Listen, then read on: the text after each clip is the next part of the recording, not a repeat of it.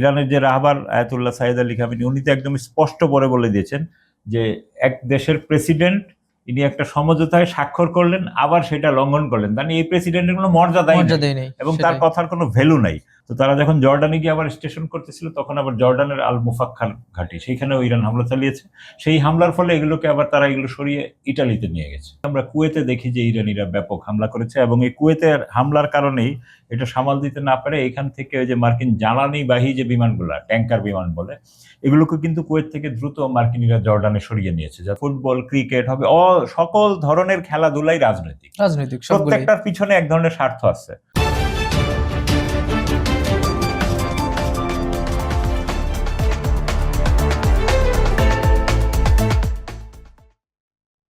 সুপ্রিয় দর্শক, খবর সংযোগ টক শোতে আপনাদের স্বাগতম। আপনাদের সঙ্গে রয়েছে আমি হাবিবুর রহমান নিশান, আর আমাদের সঙ্গে আজকে স্টুডিওতে উপস্থিত রয়েছেন সিনিয়র সাংবাদিক আহমদ আতিক।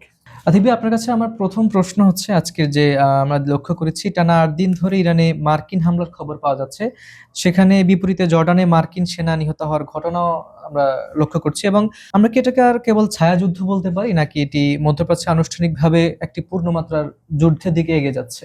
না, ছায়াযুদ্ধ তো আমরা অবশ্যই বলতে পারি না। ছায়াযুদ্ধ হলে যখন কেউ তাদের প্রক্সি বা সমর্থক গোষ্ঠীকে দিয়ে যুদ্ধ করে। এখন এটি একটি হামলা পাল্টা হামলার মাধ্যমে উভয় পক্ষ সরাসরি একজন আরেকজনের সাথে লড়াই করছে এবং এই লড়াই অবশ্যই একটা বড় যুদ্ধের দিকে যাচ্ছে নিঃসন্দেহে। মানে সকল লক্ষণ, মার্কিনিরা তাদের এই অঞ্চলে এনে তাদের প্রচুর সেনা মজুত করছে। তারা অফিসিয়ালি 50,000 বলছে, কিন্তু বাস্তবে আমেরিকানরা সবসময় লুকোছাপা করে, এটা 1.5 থেকে 2 লাখ হতে পারে। এবং এই বিশেষ করে কুয়েত হলো তাদের মূল স্টেশন এবং এই কারণেই আমরা কুয়েতে দেখি যে ইরানিরা ব্যাপক হামলা করেছে এবং এই কুয়েতের হামলার কারণেই এটা সামাল দিতে না পারে এখান থেকে ওই যে মার্কিন জ্বালানিবাহী যে বিমানগুলা ট্যাঙ্কার বিমান বলে এগুলোকে কিন্তু কুয়েত থেকে দ্রুত মার্কিনিরা জর্ডানে সরিয়ে নিয়েছে যাতে এখানে আর হামলার শিকার হয়ে ক্ষতিগ্রস্ত না হয়। অলরেডি কয়েকটা ক্ষতিগ্রস্ত হয়েছে।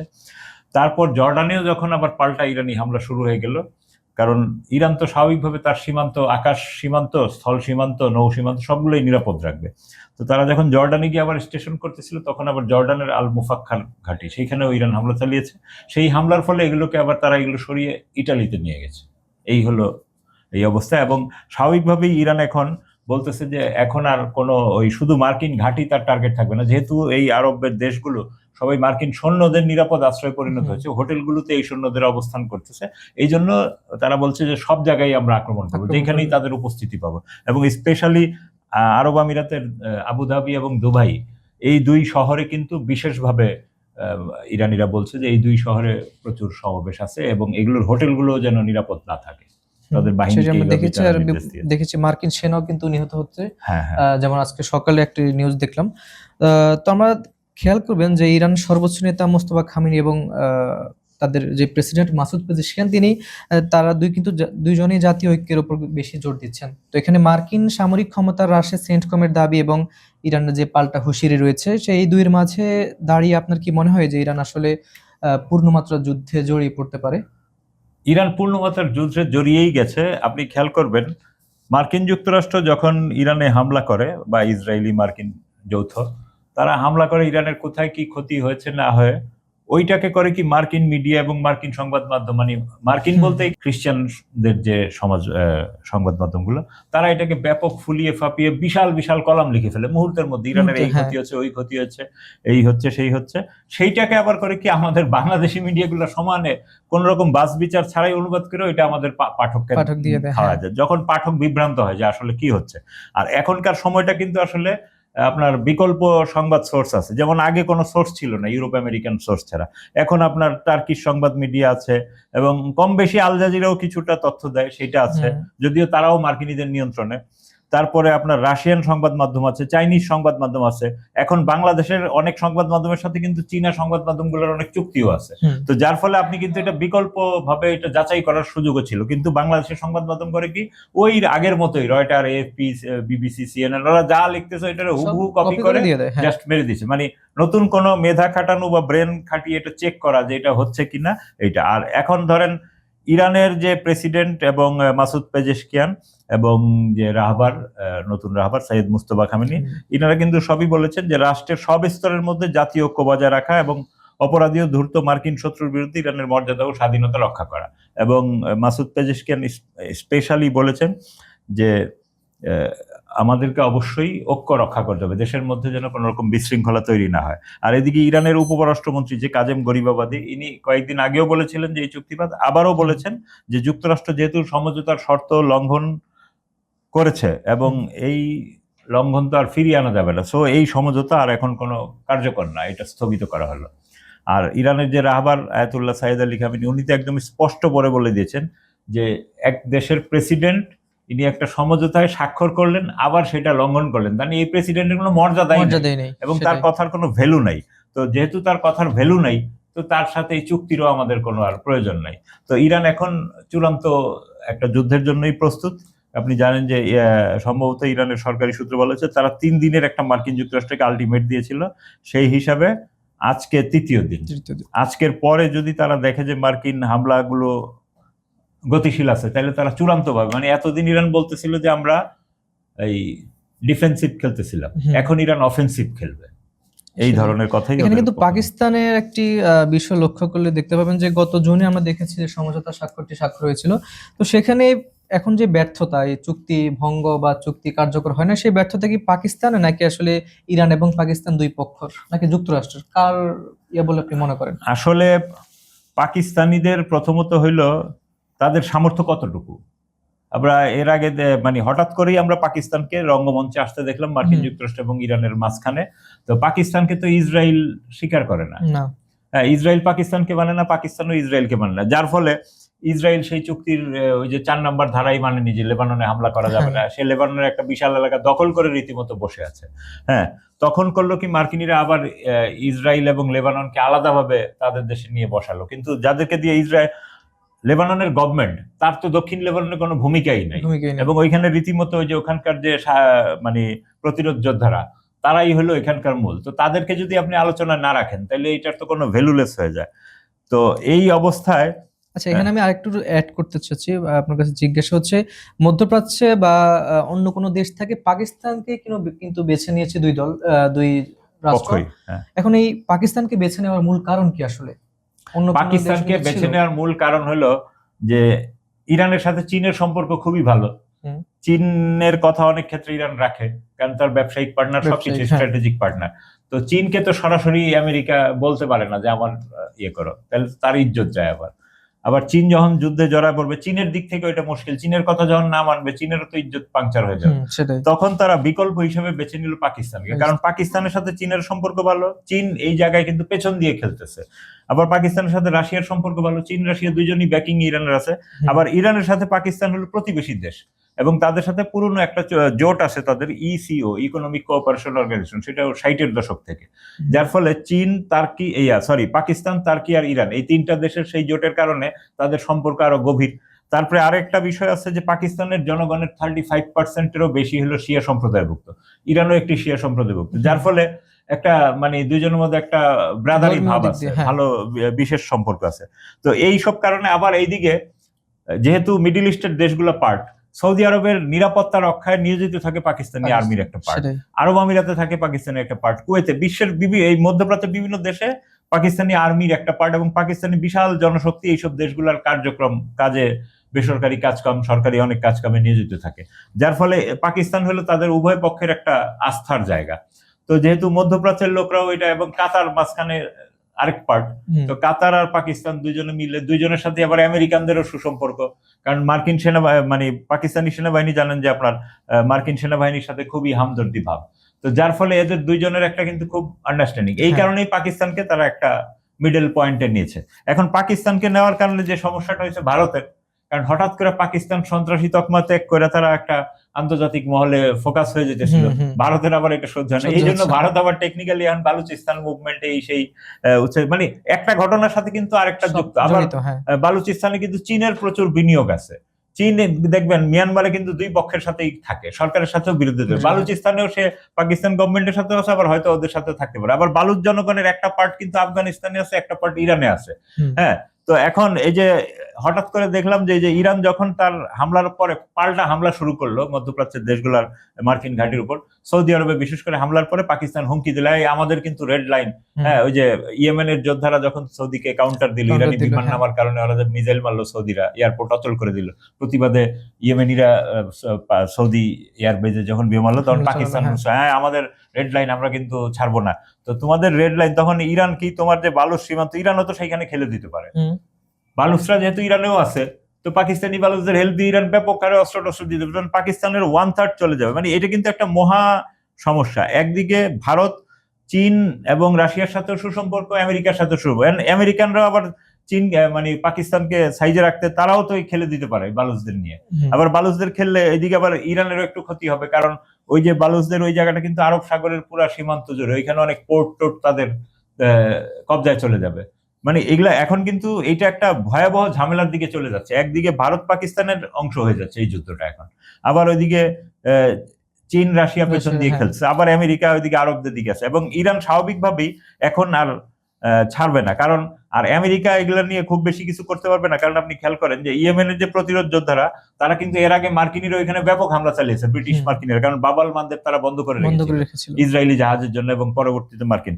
তো সেইখানে কিন্তু 4টি মার্কিন নৌবহরের 4টা নৌবহর, 12টা না 13টা 4টাই ওইখানে আমেরিকা ডেভেলপ করেছিল, 4টারই মানে ইয়েমেনের যোদ্ধারা কিন্তু এই মিসাইল টিজাইল তারপরে নানান ধরনের ড্রোন দিয়ে ক্ষতিগ্রস্ত করছিল, যার ফলে আমেরিকানদের কিন্তু এখন যতই তারা বড় যুদ্ধের দিকে আগাইতে চেষ্টা করুক, সে কিন্তু তার অস্ত্রপাতি সব সরাই নিতেছে। আবার বলা হইতেছে যে এখন মিডিয়ায়, মানে ওয়েস্টার্ন মিডিয়ায় বলা হচ্ছে যে স্থলপথে তারা যুদ্ধ চালাতে পারবে, সেই জন্য তারা কুয়েতকে একটা ঘাঁটি হিসেবে বিবেচনা করছে। কুয়েত থেকে তারা বাই রোডে ইরাকে ঢুকবে, ইরাক থেকে বাই রোডে তারা, তো এই জন্য ইরাকে আবার তারা করছে কি, আপনার ওই যে মসুল এলাকা, যেটা আপনার ওই যে কুর্দি অধ্যুষিত এলাকা, তারা স্বায়ত্ত শাসন ভোগ করে, ওই এলাকায় তারা তাদের একটা সমরাস্ত্র গোডাউন এবং কুর্দি কিছু বিরোধী জোটকে প্রস্তুত করছিল ইরানে হামলার জন্য। তো ইরান কিন্তু আগ বাড়িয়েই সেই ওই যে কুর্দি অঞ্চলগুলো এবং মার্কিন ঘাঁটিতে, মানে ইরাকের কুর্দিস্তান, ওইখানে ব্যাপক হামলা চালিয়েছে গত 2-3 দিন, এবং ওদের 4টা-5টা কমান্ড সেন্টার, ইরানি কিছু কুর্দিও সেইখানে থাকে,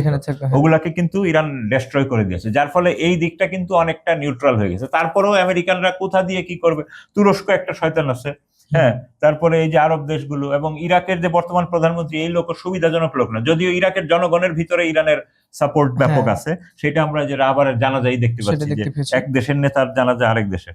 তো এই হলো আর কি অবস্থা। এখন মার্কিন যুক্তরাষ্ট্র এই অবস্থায় কিন্তু আরেকটা বিপদে আছে, যে ইরান কিন্তু টেকনিক্যালি, মার্কিন যুক্তরাষ্ট্র ইসরায়েলকে এখান থেকে আলাদা করার জন্য লেবাননকে নিয়ে, ইসরায়েলকে নিয়ে একটা মিটিং করেছে। এখন এইটার সুবিধা পেয়ে গেছে ইরান, যে এখন ইসরায়েল চাইলেও কিন্তু আর লেবানন ওইভাবে আক্রমণ করতে পারতেছে না, যেহেতু সে কিছু এলাকা দখল করে নিয়েছে এবং তারা প্রতিরোধও করতেছে। তো যার ফলে এখন ইসরায়েল সরাসরি ইরানের উপর হামলাও করতে পারতেছে না। আর এই চান্সে ইরান শুধু একক লক্ষ্যবস্তু হিসাবে, যদিও ইসরায়েল হয়তো গোপনে কোনো মিশনে আমেরিকার সাথে অংশ নিয়ে থাকতেও পারে, প্রকাশ্যে সে আর পারতেছে না, যার ফলে ইরান কিন্তু এখন এককভাবে শুধু আমেরিকানদের পিটাইতেছে সব জায়গায়, এবং আমেরিকানদের অবস্থা এরকম, মধ্যপ্রাচ্যের সব ঘাঁটি ছেড়ে এখন সে কিন্তু ওই জর্ডানের দিকে গেছে। এবং আরো মজার ব্যাপার হলো, সিরিয়ায় তাদের একটা গোপন ঘাঁটি ছিল, হ্যাঁ, সেই ঘাঁটি থেকে তারা করতো কি, জর্ডানের ঠিক সীমান্তের ওই পারেই তারা কিন্তু গোপনে ওইখান থেকে ইরানের উপর হামলা করতো।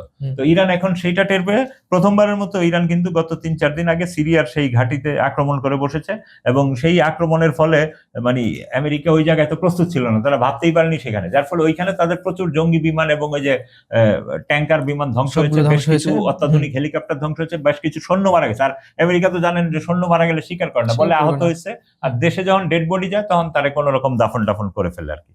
তো এই হলো তাদের এই অবস্থা। আর তারা ক্ষয়ক্ষতি কেমন স্বীকার করে না, আপনি খেয়াল করেন যে বলছে যে আমাদের 2 জন সৈন্য মারা গেছে, একজন বিশ্লেষক লিখেছেন যে 2 এর পাশে একটা শূন্য আর 1 এর পাশে একটা শূন্য যোগ করতে হবে, যে 20 জন মারা গেছে।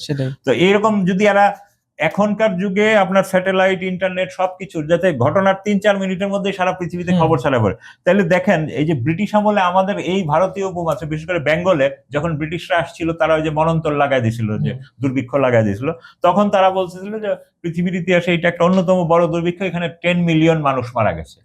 হ্যাঁ, তো তারা যদি 10 মিলিয়ন মারা যায়, তখন জনসংখ্যা ছিল 30 মিলিয়ন আমাদের বেঙ্গলে। হ্যাঁ, তো আপনি নিশ্চিত থাকেন এখানে অন্তত 15 মিলিয়ন মানুষ মারা গিয়েছিল। এবং তাদের একটা থিওরি ছিল যে পৃথিবীতে কোনো জায়গায় যখন দখল করতে মানুষ মেরে ফেলো, ঠিক তারা কিন্তু এখন এই যে আপনি ফিলিস্তিনে দেখেন মানুষ মেরে ফেলতেছে, আফগানিস্তানে তারা ছিল প্রচুর মানুষ মারছে, হ্যাঁ তারা যেই এলাকায় গেছে খালি মানুষ, সাধারণ মানুষের হত্যা। এখন তারা যখন ইরানে হামলা করতেছে প্রতিদিন, তারা ইরানের কোনো সমরাস্ত্রের গোডাউনের খোঁজ পাইতেছে না, এই জন্য তারা করতেছে কি ইরানের সিভিলিয়ান পাবলিকের উপর টার্গেট। এবং আপনি দেখেন ওই যে বিশ্বকাপের সেমিফাইনাল যখন চলছিল, 2 সেমিফাইনালের দিনই তারা একদিন ফিলিস্তিনের ওই যে মিশর সীমান্তবর্তী অঞ্চলের ফিলিস্তিনিদের উপত্যকার উপরে হামলা করেছে, আবার ইরানের একটি ক্যান্সার হাসপাতাল, শিশু ক্যান্সার হাসপাতালের পাশে হামলা চালিয়েছে। তখন এরা দেখেন, এরা সবসময় সিভিলিয়ান ক্যাজুয়ালিটির দিকে যায়, এরা কখনো যুদ্ধে পারে না, তখন করে কি সাধারণ মানুষকে ব্যাপক হারে মারা শুরু করে। মাইরা বলে এই যে দেখো আমরা কিন্তু আরো মারবো, তার মানে সাধারণ মানুষের মধ্যে তারা একটা ভয় জন্মায় দেয়, কিন্তু তারা কিন্তু আর্মি ওয়ারফেয়ার বা সামরিক ভাবে কখনোই যুদ্ধে জয় হতে পারে না। এইটা হলো একটা তাদের। আচ্ছা, আমরা দেখেছি যে খামেনি বলেছেন যে মোস্তফা খামেনি যুক্তরাষ্ট্রকে এমন শিক্ষা দেওয়া হবে যা তারা চিরদিন মনে রাখবে বা ভুলতে পারবে না। এটিকে আসলে সামরিক বা কৌশলগত পদক্ষেপের ইঙ্গিত কিনা? আমরা বারবারই দেখেছি তিনি বিভিন্ন রকম ভাবে হুমকি দিয়ে আসছেন বা ঘোষণা দিয়ে আসছেন, এখন এটিকে সামরিক বা কৌশলগত কোন পদক্ষেপ বলে মনে করেন? আসলে যুদ্ধের সময় কিন্তু এখনকার যুদ্ধে হয় অল আউট ওয়ার, মানে আপনার সামরিক ক্ষেত্রে হয়, কূটনীতির ক্ষেত্রে হয় এবং প্রচার মাধ্যমের দিক দিয়েও হয়। তো এখন তাদের রাহবার হলো তাদের সর্বোচ্চ বডি, এবং শুধু তাদেরই না, সারা পৃথিবীদের শিয়া মাযহাবের মুসলমানদের সর্বোচ্চ লিডার হলেন আয়াতুল্লাহ খামেনি। উনি যা বলেন সারা পৃথিবীর শিয়া সম্প্রদায় সেটা মেনে চলে। তো সেই জায়গায় উনি যখন বলেছেন অবশ্যই ওই যে 3 দিনের একটা সময় দিয়েছেন, সেখানে একটা চূড়ান্ত যুদ্ধ হবে, হ্যাঁ বলছে যে এখন আমরা আর ছাড় দিব না, ব্যাপক হামলা করব, আমাদের তুমি হামলা করে ব্রিজ ভেঙে দিবা, কালভার্ট ভেঙে দিবা। কাউন্টারে কিন্তু বাহরাইন সৌদি আরবের যে ব্রিজ, ওইটাও কিন্তু, ওইটার পাশেও কিন্তু ইরান একটা বোম্বিং করেছে, ভাঙে নাই, মানে সিগন্যাল দিল যে আমি কিন্তু এটা উড়াই দিলে 2 দেশের কানেকশন নষ্ট হয়ে যাবে। তারপরে কুয়েতের এরকম অনেক পানি শোধনাগারে তারা, যেহেতু ইরানের পানি শোধনাগারে হামলা করেছে, তখন তারা কুয়েতের পানি শোধনাগার এবং বিদ্যুৎ কেন্দ্র হামলা করেছে, কাউন্টার আর কি। ইরান বলছে কাউন্টার, কিন্তু এই কাউন্টারটা কিন্তু আরো ভয়াবহ কাউন্টার হয়ে যাবে। এবং আপনি খেয়াল করেন যে এখন কিন্তু যুদ্ধ সব সেক্টরে ছড়িয়ে পড়ছে। ওইদিকে এই যে ন্যাটোর সম্মেলনে সিরিয়ার জোলানিকে নিয়ে গেছিল আমেরিকা, কেন? হয়তো সৌদি আরবের ওইদিকে আরবদের সাথে আলাপ করতে পারতো, কিন্তু সে জানে যে আরবদের কোনো ভ্যালু নাই আমেরিকার কাছে, তো এই জন্য সে জোলানিকে নিয়ে গেছিল ন্যাটো সম্মেলনে। সেইখানে তারা কি কি আলাপ করেছে, ন্যাটো একদিকে, টার্কি একদিকে, ইউএসএ, জোলানি, এই 4টা জোট এখন এক হয়েছে। এবং তারা চাচ্ছে যে মূলত ইরানের যে আরেকটা এক্সটেনশন, ওইখানে আমরা বলি যে লেবাননের প্রতিরোধতা, ওইটাকে কিভাবে আক্রমণ করা যায়। যদি জোলানিকে দিয়ে ওদের উপর আক্রমণ করা যায়, তাহলে মুসলমান মারামারি করলে আমি বসে বসে আরাম নিলাম। এখন তো ইসরায়েলকে হামলা করতে হচ্ছে ওদের উপর, তখন জোলানি কি করবে? আবার মজার ব্যাপার, জোলানিও মানে কি করবে বুঝতে তার সেই সক্ষমতাও নেই। অলরেডি আজকে সকালে আমরা যে খবর পেয়েছি যে সিরিয়ার রাজধানী দামেস্কের 20 কিলোমিটার দূরে ইসরায়েল একটি হাসপাতাল নির্মাণ করতেছে, সেইখানে জোলানি কিংবা সিরিয়া বাধাও দিতে পারতেছে না, তার মানে সেটা দখল করে নিছে। তো ইসরায়েলের বক্তব্য হলো এইখানে আমরা দ্রুজদের জন্য চিকিৎসার জন্য একটা হাসপাতাল করছি। আবার দ্রুজ নেতারা বলতেছে যে না, আমরা এখনো সিরিয়ার সরকারের প্রতি কমিটমেন্টে আছি। তাহলে কি দাঁড়াইলো? আলটিমেটলি সিরিয়ার রাজধানীর 20 কিলোমিটারের মধ্যে ইসরায়েল চলে আসছে, যে কোনো সময় সে ইচ্ছা করলে দামেস্ক দখল করতে পারবে। তো এই জোলানি পাপেটকে তার্কি, আমেরিকা এবং আরব দেশগুলো মিলে এখানে বসাইছে, যে মূলত ওই যে লেবাননের প্রতিরোধ যোদ্ধাদের ঠেকানোর জন্য, যে তারা যেন ইসরায়েলে কোনো হামলা না করতে পারে। তো এই এরদোগান এখানে মানে নিজের চাপা, মানে নিজের চাল দেওয়া চালেই সে আটকে যাচ্ছে। হ্যাঁ, আমরা যদি সর্বশেষ সেগমেন্টে লক্ষ্য আসি, যেটা হচ্ছে ফিফা ফুটবল বিশ্বকাপ এবং রাজনৈতিক একটা সংমিশ্রণের ব্যাপার আমরা লক্ষ্য করেছি। আমরা দেখেছি যে ইসরায়েলের প্রধানমন্ত্রী নেতানিয়াহু আসলে আর্জেন্টিনাকে প্রকাশ্যে সমর্থন করে একটি বার্তা দিয়েছেন। এখন এটি কি আসলে শুধুমাত্র ক্রীড়া সৌহার্দ্য, নাকি এর মাধ্যমে কোনো রাজনৈতিক বার্তা লুকিয়ে আছে? আসলে সাধারণ মানুষ তো আবেগে খেলা দেখে, আমি আর্জেন্টিনা, আমি ব্রাজিল, আমি স্পেন, আমি অমুক দেশ, আমি ইংল্যান্ড, আমি জার্মানি, কিন্তু বাস্তবতা পৃথিবীর নট অনলি ফুটবল, ক্রিকেট হবে, সকল ধরনের খেলাধুলাই রাজনৈতিক। প্রত্যেকটার পিছনে এক ধরনের স্বার্থ আছে। হ্যাঁ, আপনি দেখেন রাষ্ট্রকে দেখলাম ইরান, তো এই যে বিশ্বকাপ আমেরিকায় গেল এইটা, হ্যাঁ আচ্ছা, তাইলে এর আগে পরবর্তী বিশ্বকাপের যে ওই যে কি বলে এটা লটারি হয়, সেই লটারিতে রাশিয়া উঠলো, কিন্তু ফিফা বললো রাশিয়াকে দেওয়া যাবে না, কারণ কি? রাশিয়া ইউক্রেনে আক্রমণ করছে। তাহলে এটা রাজনীতি না? অবশ্যই। ওই যে আমেরিকার পক্ষে, সেখানে ইউক্রেনের পক্ষে চলে গেছে ফিফা। আবার এদিকে ফিফা, আমেরিকা, ইসরায়েল সংযুক্ত ভাবে যে ইরানের উপর আক্রমণ করলো, এখানে কিন্তু ফিফার আর কোনো বক্তব্য নাই। এবং একই সাথে ইরানের দলকে কিন্তু মূল ভেন্যুতে খেলতেই দিল না, তারা বাইরে রাখলো, আরেক দেশ থেকে উইরা এসে একটা প্লেয়ার টিম, ওইটা কতটুকু শারীরিক সামর্থ্য থাকে, হ্যাঁ, তারপরেও ইরানি দলকে ধন্যবাদ যে তারা খেলেছে এত কিছুর পরেও। তো এই যে এগুলা তো পুরাপুরি রাজনীতি। এবং পৃথিবীর ইতিহাসে, ফুটবলের ইতিহাসে প্রথমবারের মতো ফিফা কি করলো, আমেরিকার একজন প্লেয়ারকে লাল কার্ড দিল, ট্রাম্প বললো এই লাল কার্ড মানি না, মানি না, উঠায় নাও। হ্যাঁ পরের দিন উঠায় উঠে নিল। ফেলছে। তো এইটা তো তাইলে তো ফিফা কি আর নিরপেক্ষ রইলো? তার নিরপেক্ষ কোনো ভূমিকা, এবং ফিফার প্রধান ট্রাম্প নিজেই বলছে যে ফিফার প্রধান আমার ব্যক্তিগত বন্ধু, আমি যা বলি সে তাই করে। সেটাই। এবং এখন ফাইনাল খেলায় ফিফার প্রধানও থাকবেন মাঠে, স্পেনের রাজ পরিবারও থাকবে, স্পেনের প্রধানমন্ত্রীও থাকবে যে প্রচন্ড মার্কিন বিরোধী, এবং ট্রাম্প নিজেও থাকবে। এখন সেই মাঠে সে কি করে আল্লাহ জানে। এর মধ্যেই আর্জেন্টিনার নেতা প্রেসিডেন্টের সাথে বৈঠকে, যে আর্জেন্টিনার রাষ্ট্রদূতের সাথে বৈঠকে আর কি, নেতানিয়াহু বলছে যে আমি আর্জেন্টিনার পক্ষে। এবং এটা বাস্তবতা হলো, আপনি খেয়াল করবেন আর্জেন্টিনার যে এখনকার প্রেসিডেন্ট হ্যাভিয়ার মিলেই, এই মিলেই কিন্তু নেতানিয়াহুর খুব ঘনিষ্ঠ বন্ধু, এবং মিলেইকে নির্বাচনে জিতায় আনছে নেতানিয়াহু। দক্ষিণ আমেরিকার 8 থেকে 9টা দেশে ইসরায়েলের খুব প্রভাব আছে, যেখানে সরকার পরিবর্তনের সে ক্ষমতা রাখে, তার মধ্যে এক অন্যতম হলো আর্জেন্টিনা। আর আর্জেন্টিনার প্লেয়ারদের আপনি আরো গত কয়েক বিশ্বকাপে দেখবেন, ওরা যখন গোল দেয় কোমর থেকে, যে হাফ প্যান্টের ভিতর থেকে ছোট একটা ইসরায়েলি ফ্ল্যাগ বাইর করে, আর্জেন্টিনার ফ্ল্যাগ বাইর করে না, বাইর করে ইসরায়েলি ফ্ল্যাগ। তার মানে সে বুঝায়, এবং সমর্থন দিল এটা দুই ধরনের, ওই যে আপনি যেটা বললেন যে রাজনৈতিক এবং খেলাধুলার তো সমর্থন এটা নর্মাল হইতেই পারে, কিন্তু যখন আপনি রাষ্ট্রদূতকে লাইকা বলেন আমি ওই দেশের সমর্থক, এটা পৃথিবীর কোনো ডিপ্লোমেসিতে পড়ে না। তার মানে এইটা হলো যে ওই কূটনীতি, যে দক্ষিণ আমেরিকার 10টা দেশে যে সরকার পরিবর্তন করছে ইসরায়েল, ওই সমর্থনটা সে দিল যে আমি কিন্তু আপনাদের সাথে আছি।